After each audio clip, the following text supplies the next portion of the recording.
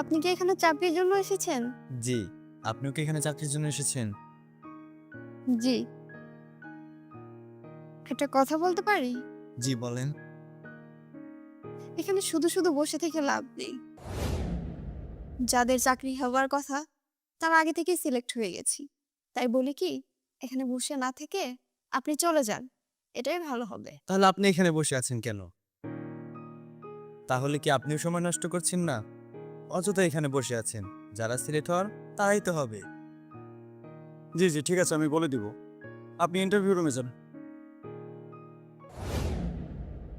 তুমি এখানে? হ্যাঁ, আমি এইখানে। তুমি এখানে কি করছো? আমি এখানে চাকরির জন্য এসেছি।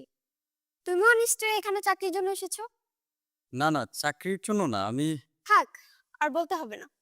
আমার বোঝা হয়ে গেছে যে তুমি এখানে চাকরির জন্য এসেছো। ভালোই করেছো।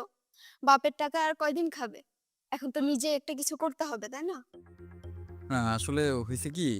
আমার একটু হয়েছে। সময় কম, হ্যাঁ? আমি তোমার সাথে পরে কথা বলি। না, না, পরে কেন কথা বলবা? অনেকদিন পরে দেখা হলো। গল্প জমে আছে অনেক। বসো না। আরে বসো না, না। একটু গল্প করি। তারপর দিনকাল কেমন কাটছে? এখনো কি বাবার টাকাই চলছো? না, মানে তুমি এইভাবে কেন বলছো? এভাবে মানে? তো কিভাবে বলবো আমাকে বলো? আচ্ছা, আমি তোমার সাথে পরে কথা বলি। আমার খুব ইম্পোর্টেন্ট কাজ আছে। আর না, না, কোথায় যাবে তুমি? বসো না, একটু গল্প করি। তোমার জন্য না আমার খুবই আফসোস হচ্ছে। একই সাথে একই ভার্সিটি থেকে পড়াশোনা করলাম, আমরা পরীক্ষা দিলাম, অথচ তুমি পরীক্ষাটা দিলে না। আমি অবশ্য তখনই বুঝতে পেরেছিলাম যে তোমার ভবিষ্যৎটা অন্ধকার। সে যাই হোক, চাকরি পর্যন্ত এলে কি করে? গ্র্যাজুয়েশন কমপ্লিট না করলে কেউ কখনো চাকরি দেয়?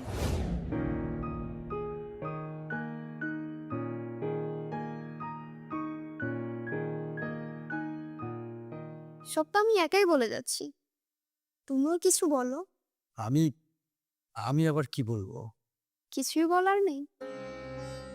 জানো, আমার না খুবই আফসোস হয় তোমার আমার রিলেশনের বিষয়টা কেন আমার পরিবারকে জানায়নি।